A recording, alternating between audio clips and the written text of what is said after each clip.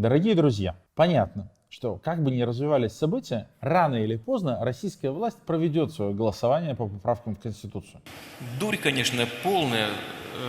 Даже несмотря на то, что поправки уже давно подписаны президентом и вступили в силу. А это значит, что нас с вами ждет электоральное шапито, одним из элементов которого станет электронное голосование. Помните? Было уже такое на выборах в Мосгордуму в сентябре прошлого года. Несколько сбоев системы в течение дня, накрутки голосов, абсолютная непрозрачность, слитые личные данные избирателей. В итоге тысячи обманутых избирателей и 2 мандата, украденных Единой Россией. Нет сомнений в том, что результаты такого электронного голосования по-российски власть устроили. А значит, нам снова предстоит масштабный парад фальсификаций под видом передовых технологий. Но давайте будем конструктивными и разберемся, а как должно выглядеть электронное голосование на самом деле? Что такое электронное голосование здорового человека? Возьмем близкую нам географически Эстонию. Эта страна ввела электронное голосование одной из первых в 2005 году. Это было задолго до того, как в мире появился блокчейн. Тем не менее, эстонская модель электронного голосования до сих пор считается эталонной, и на ее примере принято учиться, как в плане успехов, так и в плане ошибок, которых стоит избегать. Так как же устроено эстонское электронное голосование? Во-первых, у каждого гражданина Эстонии есть электронное удостоверение личности, или попросту ID. Аналог нашего паспорта. Это пластиковая карточка с чипом, на котором записаны все данные личного аккаунта гражданина. Для госуслуг, для доступа к банковским счетам и так далее. На этом же чипе хранится электронная цифровая подпись. Ее, кстати, в Эстонии можно получить бесплатно. Как вариант, ID может быть интегрирован с сим-картой, тогда твой телефон превращается в паспорт. Понятно, что каждый, у кого есть такое ID, бережно его хранит и ни за что по доброй воле ни с кем не будет делиться. Иначе это означало бы просто утечку всех персональных данных и доступов. То есть невозможно представить, что человек ради голосования передает другому человеку свой ID. Электронные выборы в Эстонии проводятся досрочно. Избирателям дают почти неделю на интернет-голосование. И только после этого открываются участки и проходят обычные бумажные выборы. Желающим принять участие в интернет-голосовании нужно скачать приложение, авторизоваться по номеру телефона, проголосовать с помощью своего ID и подтвердить голос своей электронной цифровой подписью. На этом все.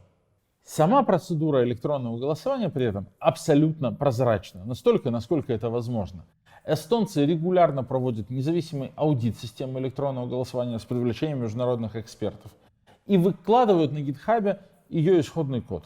Они терпеливо выслушивают критику и устраняют уязвимости, которых за 15 лет существования системы электронного голосования было обнаружено немало. И еще очень важно.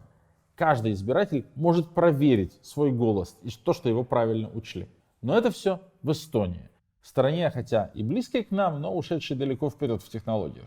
Теперь давайте посмотрим на электронное голосование курильщика. Что же надо сделать, чтобы превратить хорошую идею в плохую и дешевую подделку? Вот несколько вредных советов, которым, кажется, буквально следовали в Департаменте информационных технологий правительства Москвы, когда конструировали электронное голосование по-российски. Первый совет. Для начала разработайте всю систему голосования силами государственных айтишников, не привлекая экспертов из IT-индустрии. А почему нет? Второе. Разместите программное обеспечение на серверах подконтрольных мэрий. Именно так сделал Департамент информационных технологий Москвы. Были созданы так называемые электронные избирательные комиссии, но само программное обеспечение интернет-голосования крутилось на серверах правительства Москвы. Да, часть софта вынесли на сервера Мосгоризбиркома, и независимым техническим специалистам даже обещали устроить экскурсию, показать, как все работает. Но так и не устроили. Видимо, не нашлось подходящего экскурсовода. Избирательная комиссия должна быть независимой. А у нас получилось, что в электронных бюллетенях могли копаться совершенно непонятные люди из структур подконтрольных мэрий. Это как если бы во время обычных выборов на участок приходит кто-то из префектуры, забирает все бюллетени, относит их в другую комнату, а под вечер возвращается словами «а теперь считайте». Даже сами списки избирателей формировал портал мэрии Москвы МОСРУ. И идентификацию пользователей полностью проводил он же, то есть опять же структура мэрии Москвы, а не избиркома. Едем дальше. Что еще обязательно надо сделать, а точнее не сделать? Ни в коем случае не публикуйте нигде открытый код полностью. Зачем это? Программисты какие-то полезут проверять, найдут ошибки. Вам это надо? Не надо. Летом прошлого года мэрия публиковала куски кода на GitHub, и в них западные исследователи тут же нашли кучу уязвимостей. Во время тестирования систему просто взломали, и мы до сих пор не знаем, устранили ли потом разработчики эту ошибку, потому что публикация исходных кодов прекратилась. Вместо этого расскажите всем, что у вас есть блокчейн. А когда вас спросят, а зачем он вообще-то нужен, говорите, что с помощью блокчейна вы защитите выбор гражданина. Но ведь это не так. Сам по себе блокчейн не гарантия честных выборов. Это просто технология.